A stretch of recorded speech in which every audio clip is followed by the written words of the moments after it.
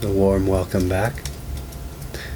We continue our dive into the lore and start our understanding of the Adventurers Guild, one of the greatest guilds in Kalad.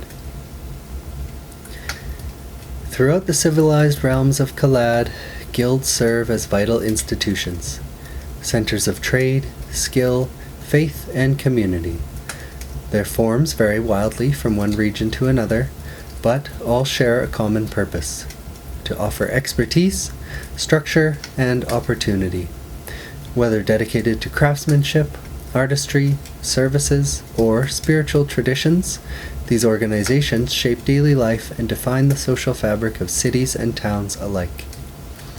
The earliest guilds formed from mutual necessity, kindred tradesmen working side by side, forging master-apprentice relationships that secured livelihoods and passed on craft. Over time, the value of such cooperation became evident. Guilds provided individuals with a firm standing in society, a place to learn, to teach, and to endure hardship collectively. However, as Kalad's city-states grew more bureaucratic and centralized, guilds were increasingly required to formalize, entering registries, obeying state edicts, and submitting to external oversight in exchange for expansion and legitimacy. Today, nearly all professions operate under guild structure. For the common citizen, guilds offer access to work, training, and social mobility. Their communal halls are often hubs of local interaction, negotiation, and knowledge. Certain guilds have achieved legendary status. In Thenian, the Rangers Guild is famed for its exceptional defenders, while the Knight Temple Guild draws fascination and awe for its mysticism and eccentricity. In the Sand Kingdoms, the proliferation of Rigther's guilds, experts in sculpting manipulable constructs, has led to the formation of an entire bureaucracy dedicated to their oversight. Elsewhere, in the Empire, one may find obscure guilds dedicated to monitoring haunted roads, a niche yet lucrative trade. However, the rise of guilds has not been without consequence. In the Helian League, the rapid emergence of scientific guilds has led to growing tensions with more pious organizations, creating a cultural divide between the empiric and the divine. Indeed, the imagination would have to stretch far to consider the full diversity of guilds across Kalad. But one guild surpasses all others in influence, scale, and notoriety, so widely known that it is often referred to simply as the Guild, the Adventurers Guild. To understand the Adventurers Guild, one must first understand how adventuring came to be a profession. Roughly 2.5 centuries ago, following the end of the Liberation Wars, Kalad entered an era of uneasy peace. After more than a century of strife, many warriors found themselves without cause or coin. Some drifted into banditry, others into mercenary companies or odd jobs. A growing class of people doing whatever was necessary to survive. This lifestyle, unstructured and often disreputable, came to be called adventuring, and those who lived it were largely feared and despised. But the world changed. Less than 50 years after the wars, an imbalance in mana began to manifest. The earth split into crevices, mana ruptures, and arcane tears that bled chaos into the world, bringing forth pestilence, monstrosities, and dangers from beyond. The lands once again cried out for brave souls, those capable of facing the inexplicable, of standing between civilization and calamity. This need transformed the image of the adventurer. Once outcasts, they became indispensable. Out of that transformation emerged a new institution, one that could manage and legitimize this wandering class, the Adventurers Guild. The Adventurers Guild is now arguably the most famous and far-reaching organization in Kalad. Its branches span across all major territories, and its influence reaches even into places where other institutions dare not tread.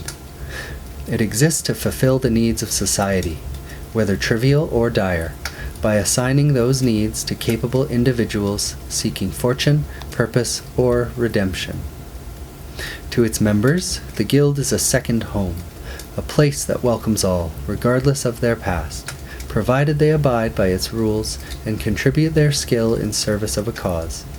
Whether swordsmen, spellcasters, or inventive problem solvers, anyone may find work within its ranks.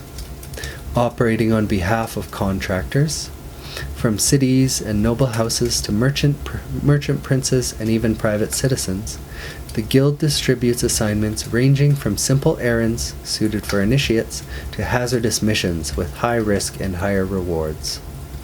Though officially neutral, the Guild is deeply woven into the world's affairs.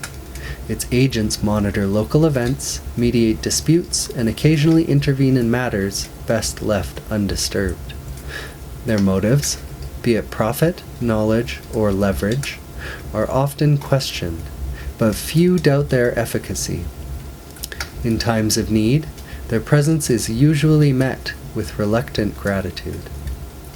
Despite its massive reach and internal bureaucracy, the Guild still offers what many seek most: a second chance. For the disenfranchised, the desperate, or the daring, it provides food, shelter, and opportunity, a way to rise above destitution and reclaim one's place in the world. The history and legend of the Adventurers Guild. It is unclear when or where precisely the formation of the Adventurers Guild occurred. Everyone knows the legend of the Five Errant. It tells of the most well-known party to ever exist. The 5 members were all of separate origins. None shared a birthplace or a place of belonging. They are said to have been incredibly skilled and are remembered as heroes of epic proportions. Interestingly, their fame at the time can be attributed to their frighteningly wide presence. In the days when the Guild hadn't yet existed, it was difficult to travel and cross borders, and adventuring was under disrepute. Thus, no adventuring party could ever gather as much standing, or so it was thought. However, the 5 showed up anywhere they wanted and seemingly traveled great distances in an unrealistic time span. And in time, due to their notoriety and consequent influence, they spearheaded the first successful attempt at sealing a catastrophic mana rupture at the coast of Eos, near the Hellion capital. They gained significant respect after others learned how bravely and fiercely they fought the rift spawn while organizing never-yet-practiced mass ritual sorcery. Every child coveted their line of work, to be a free hero who fights for anyone needing help. Since then, the 5 visited many mercenary guilds and smaller free companies, taking them under their wing with the promise of coin and comforts. After they quickly laid the foundations, they suddenly announced the creation of the Adventurers Guild some 150 years ago. Guild halls sprung up in major cities like mushrooms after a rainy day, first answering to local governments, then ultimately buying off independence and neutrality. The Guild then became known for taking in anyone undiscriminating their past or standing. Many war veterans and expatriates chose to serve or lead the Guild's chapters. It welcomed those who wanted to earn coin under the Guild's banner, especially anyone willing to jeopardize their safety for results. This also meant many vagrants and people of questionable reputations joined their ranks, causing the Guild to often fall into dispute with the governing law system. Many held the Guild in contempt. However, it became widely apparent that it was better to leave it in peace, since, in due time, the Guild always won. Yes, the Guild, or parties organized inside it, utilized their newly found strength to exert pressure and achieve misdeeds. The Guild faced trial and pressure from the governments. For it to survive and advance, rules and stricter administration were in order. Affiliated adventurers and parties had to abide by regulation or face punishment.